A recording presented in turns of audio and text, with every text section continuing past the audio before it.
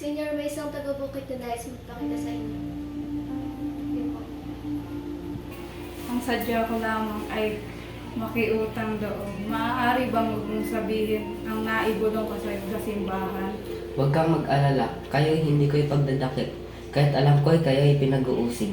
Ay nag-aaway sapagkat ang hangarin niyo ay mabuti. Hindi lamang ang taong dilaw ang nais kang namin sa iyong ipinatatayong paaralan.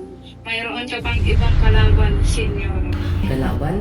Sino-sino ang iyong tinutukoy na kalaban, Ginoo?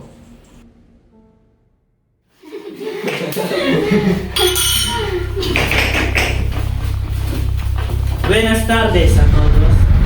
Buenas tardes! Dito na lamang po kayong po, Padre. Gracias. Bakit? Hindi niyo na ba itutuloy ang inyong pag-uusap? Banggit lamang po ni Crisostomo ang kanyang arkitekto.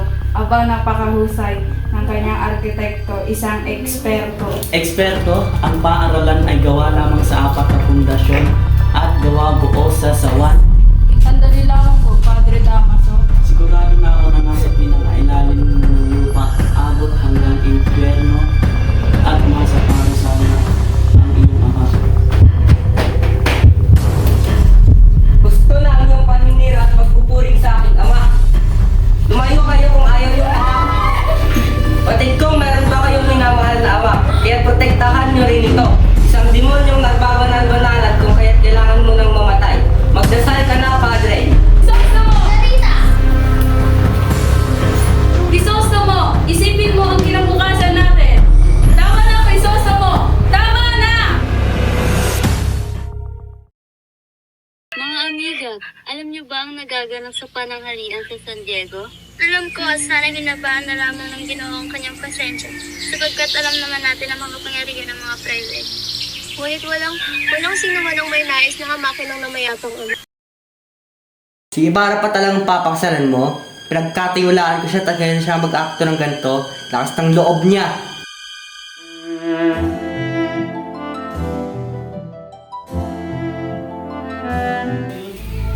Maria Clara, mabuti at napaulakan mo ang aking imbitasyon. Ikaw, maaari ka munang maghintay sa labas. Bueno, Padre, ano ba ang kailangan nating pag-usapan? Batid kong may liham kang galing kay Crisostomo Ibarra at nais ko itong makuha. Ang mga liham na iyon ay nagtataglay ng pag-ibig niya para sa kanyang nobya. Wala kang mahanap o makikita na ikakasiran ni Crisostomo. Kaya, mi puedo el Padre, wala na tayong pag-uusapan pa. Espera un minuto, Maria. Paano kung sabihin kong meron akong hawak na liham galing sa iyong ina para kay Padre Damaso? Liham na magdadala ng kahihiyan sa iyong ama at sa iyong ninong. Paano kahihiyan, Padre?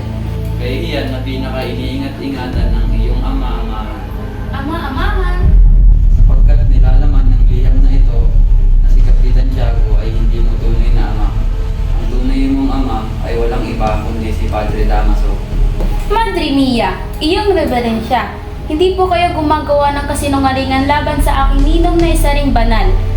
Nasugo ng Diyos. Ang liham na ito ay nagpapatunay na hindi ako gumagawa ng istorya, Maria. Kung tunay na walang sala ang iyong minamahal, bakit ka nababahala na mabasa ko ang mga liham? Lalo pa lang ang liham na ito na galing sa iyong ina ay nagpapatunay na si Padre Damaso ang iyong tunay na ama. At para mabasa ko yung liham na iyan, ay kapalit ng mga sulat ni Crisostomo. Upang mapigilan ang aming pag-iisang dibdib o para makahanap ng ebidensya laban kay Crisostomo. Gusto na, Padre. Gusto.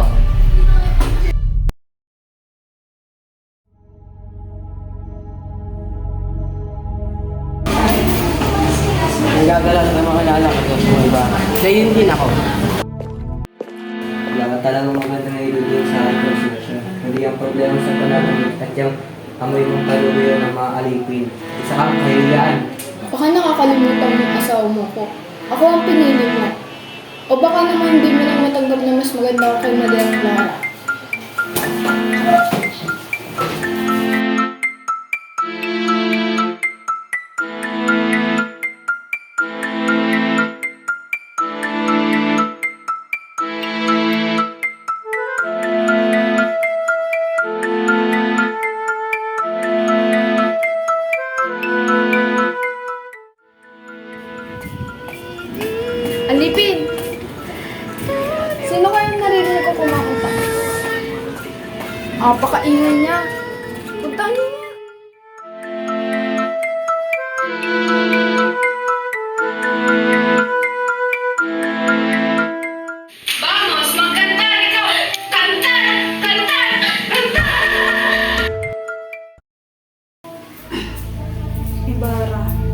narito ako upang itanong sa iyo kung may ipapabilin ka sa pagtungo ko sa Batangas. Ibig ko rin iparating sa iyo ang isang masamang balita.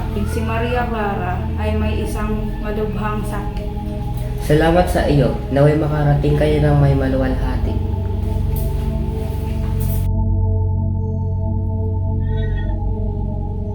Ako po, si Lucas, ang kapatid ng namatay sa iyong pinapagawang paaralan.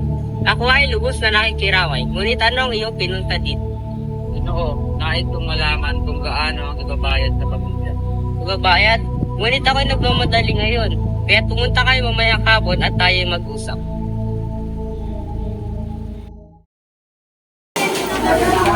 Magandang araw. Ito ang aking pinsan ni si Alfonso Hernanes Espadal. Magandang araw, Binipini at Ginoo.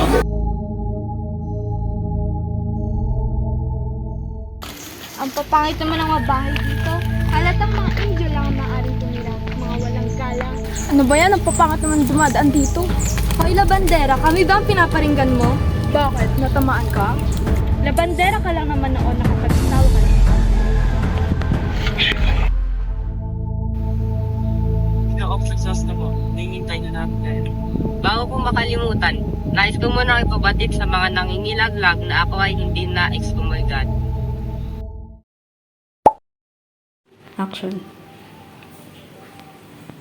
Senior, may... Action.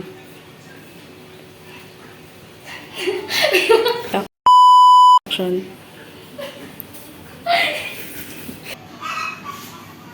Hindi lamang ikaw ang iminanain.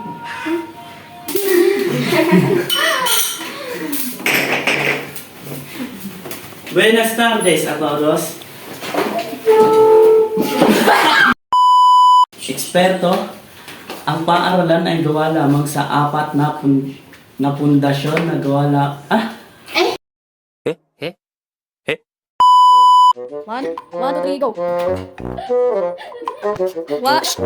One, two, three, go. Batid ko meron pa kayong minamahal na ama, kaya protektahan nyo rin ito. Okay. Go. Kahit ang mga bahay dito, halatang mga angel lang ang maaaring tumira. Umibig ka na nakakaiyak ibang tao. Alam, wait.